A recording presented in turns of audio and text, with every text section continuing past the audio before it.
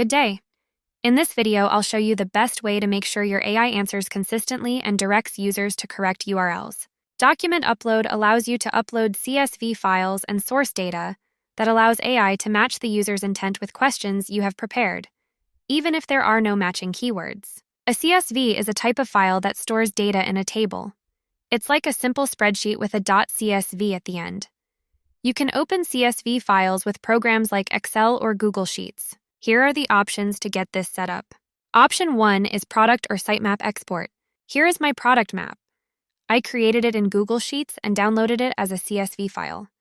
Be sure to name the columns properly. Once you are finished editing, click Add Document and then select the file that you created and click Save. And you will need to add a supportive base prompt instruction that asks Apollo to include a product link from the CSV file you uploaded when the user is asking about a specific product. You can click this hamburger icon to see where the data was sourced. Option 2 is Products in a question and answer format. You can follow this format to create a document that has question and answers. Be sure to name the columns properly. Doing it this way has the added benefit of clearly showing Apollo that the plain text URL is part of the answer. When working with large number of products, it might be more beneficial to direct users to categories rather than specific products. For this, we can upload the table in this format.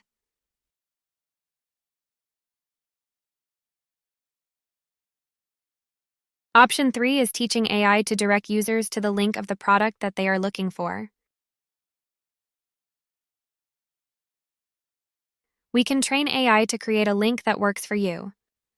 For example, if all AI FAQs are kept in one place, troubleshooting is made easier as you can simply edit out the info that confused AI or add new rows to the table to prepare AI for new questions. Your documents will be scanned regularly, and edits made to the file will be uploaded automatically. For further instruction on how to use this function, please visit our community center or schedule a call with an AI Assist specialist.